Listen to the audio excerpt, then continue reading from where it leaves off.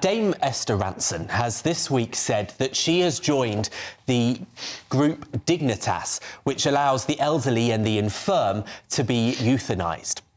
Dame Esther, who we know from things like Childline and Silverline and all of her campaigning, has been diagnosed with stage 4 cancer. She knows that death is inevitable and potentially very painful. And death is something that she's sadly very familiar with by 83 years old. She's watched both her mother and her late husband have deeply painful deaths.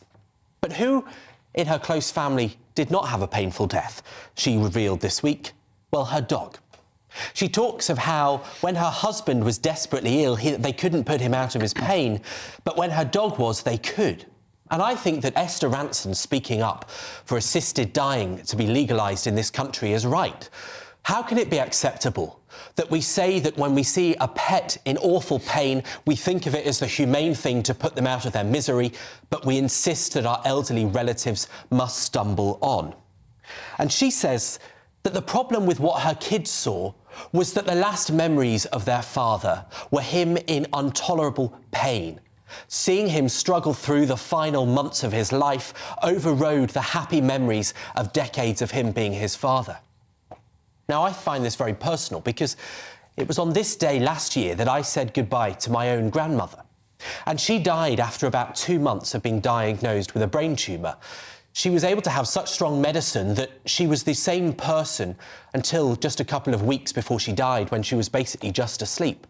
And while it's difficult at the time, I reflect on this a year later, knowing how grateful I am that she was able to die without any pain and being the person that she was loved by her family. But Dame Esther is right when she says that for her to want her kids to have the experience that I had this time last year with my grandmother, the law as it stands denies them that. If she goes to Switzerland, she will die alone in a sterile environment without her children or loved ones around her. Because if they went with her, they could be convicted of a crime and put in prison. I think a country that locks up loved ones who are trying to put out the pain that their relatives are facing is not a compassionate country. And I agree with the Daily Express, with Carol Malone of this parish. It's time that we legalised assisted dying and made that a human right for the living.